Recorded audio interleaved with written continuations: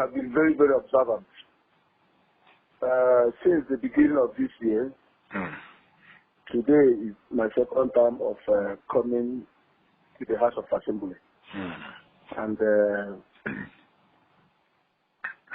it is unlike me because I make sure I'm always around. I don't fail to attend cities. I'm always punctual and always consistent. But when some members realize that the majority leader and the deputy speaker have not been discharging expectations of their office effectively, which is affecting the perception of Abians and majority of the members of the House of Assembly over our activity. We felt that it's either a sit-up or they give way for somebody who will perform discharge the functions of their office at least to an optimum level that the House of Assembly can function effectively, whether the speaker is around or the speaker is absent, possibly by the virtue of his engagement. And in addition to that, you know that the majority leader is the engine room of the House of Assembly. So we feel that the executive influence on him is higher than his allegiance to the House of Assembly and his colleagues. And we have at various times and occasions talk to them privately, to individually, to see reason why their allegiance will be more to the House and to Abia who elected them rather than the executive. And we feel that those changes are not coming, and Abians are getting impatient with us. The expectations of Abians on the House is not totally being met. And we feel that time is running out. If we must discharge our functions to the level Abians will applaud us more and be satisfied with our quality of representation, that at least the majority leader and the deputy speaker have to give way for any of our colleagues we feel and deem fit that can perform it to our satisfaction. And that does not mean threat to the Mr. Speaker. Because Mr. Speaker has been carrying on the activities of the House to our satisfaction. But it is he who wears the shoe and knows when he pinches him. So we are insiders. We know when things are going right and when things are not going right. So we feel that it is time to inject new ideas, inject new vision, and be able to blink. And we are not saying that they are not competent, but we are not sure that they are bold enough to carry on strategic engagement and functions of that office that will effectively satisfy the yearning of the good people of Abia.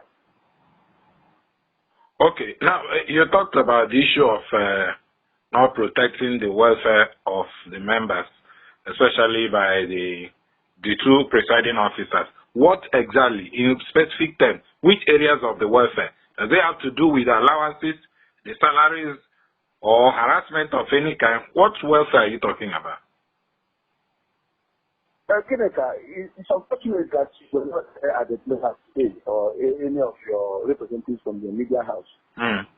The person, my colleague, my senior colleague, that moved the motion for us to relieve them of their position, Right Honorable Talibo, was very, very clear and emphatic on their infractions, which I don't need to repeat here.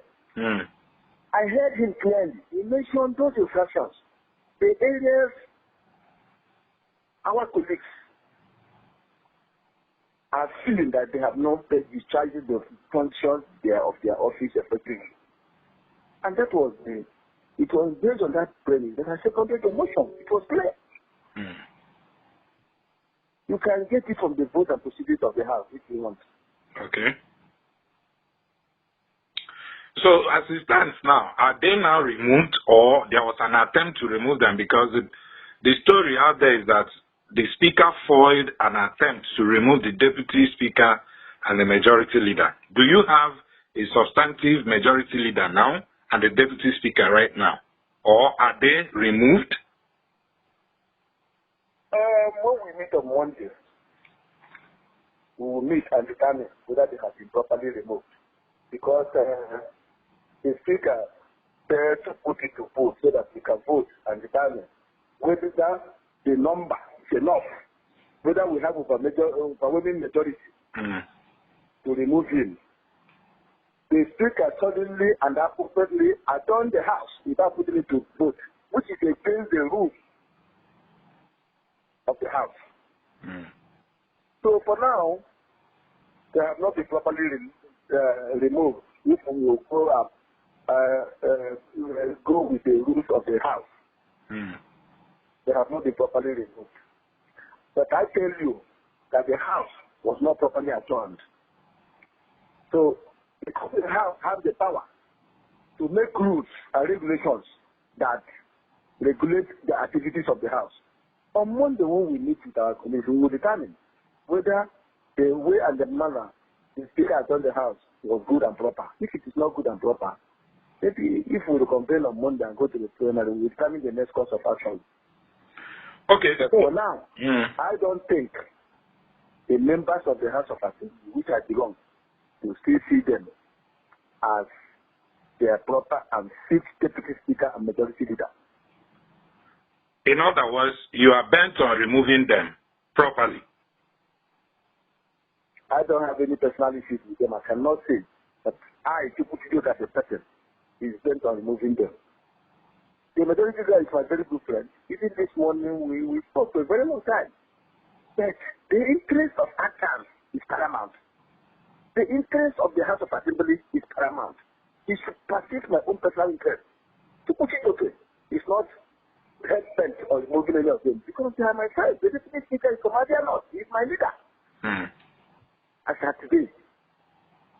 But the interest of Abia and the House and the legislature cannot be compromised. I will abide by the majority decision of the House. Okay.